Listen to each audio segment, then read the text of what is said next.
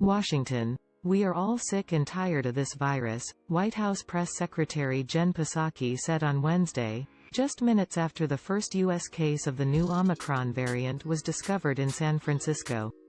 It was a frank admission of broad exhaustion with the pandemic, even as signs point to it continuing well into "This will end, I promise you that," Dr. Anthony Fauci, the president's top medical advisor, said at the same. Most epidemiologists agree that the coronavirus will become endemic in the future, so that its behavior comes to mirror that of the common influenza.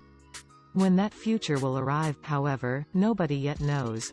The Omicron variant could prolong the pandemic for months, much as the Delta variant has done throughout or the new strain might show an inability to significantly evade the protections offered by vaccines or natural immunity from fighting off the virus.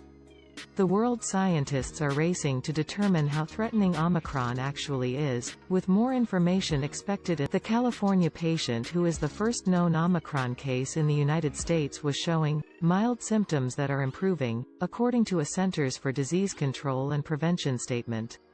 Little else is known about that person, other than that they had recently returned from South Africa, where the Omicron variant was first detected.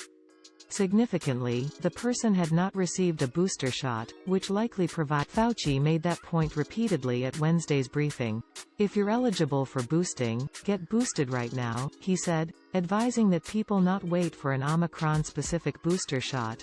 Whether that shot will even be needed remains one of several unanswered questions. Biden has said that he would not resort to lockdowns to fight the Omicron variant, but he has only so much power to influence the decisions that states and municipalities make in the months ahead.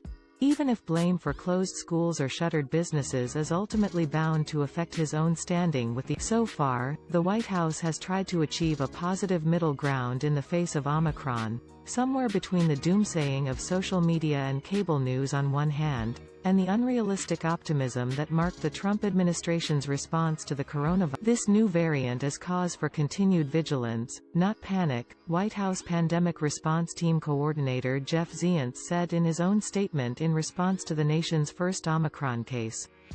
Biden made the same point on Monday in remarks about the new People are exhausted, wrote the University of Maryland infectious disease specialist Fahim Yonas on Twitter, noting that there had been 7 coronavirus variants in the last 14 months. His prescription was simple, and perhaps all the more potent for it: be calm.